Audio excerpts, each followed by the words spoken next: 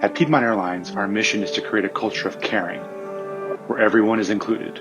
We appreciate the NGPA's commitment to creating a more inclusive and safe space in our flight deck and in aviation. We've asked some of our team members what pride means to them. For me, pride means the celebration of love, happiness, and ability to be oneself. To be able to support not only myself, but the love that I have for myself and my husband. Personally, I've always looked back to the struggle that the gay community had in the 1980s and in the 1990s.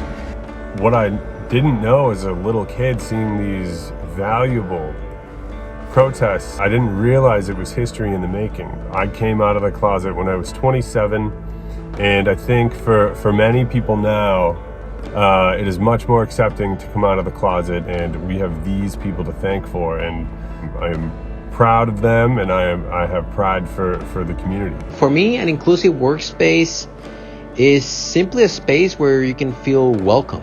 I mean, it's a space where there's no social stigma that interferes with my abilities and skills to perform my job. It's a space where I can still be myself and feel comfortable just like I would feel when I'm home. Our community is staying strong by remaining active allies and educating ourselves and others around us. So if I say I'm an ally, I need to speak up if I see something unjust happening. So as an ally, I believe that I'm the one responsible for educating myself in the subject to better support my fellow LGBT friends and co-workers.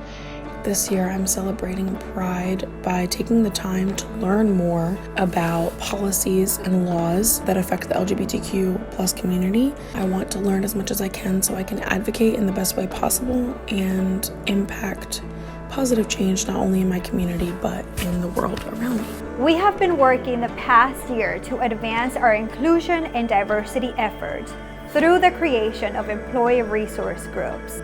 Diversity and inclusion are more than just words to us. They are principles that show who we are and guide us where we'll go.